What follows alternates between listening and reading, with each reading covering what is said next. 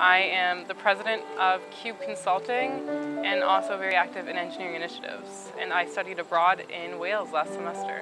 I started off freshman year, I took a Geography of Globalization course, which actually is probably partially the reason I wanted to study abroad, was because I found it so interesting to see how international cultures are interacting with each other. I studied abroad in Swansea, Wales during the spring of 2013.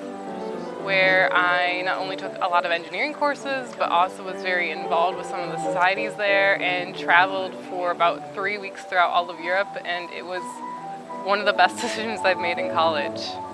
I'm definitely more interested in international affairs, and I would love to work at a company that has a lot of international locations.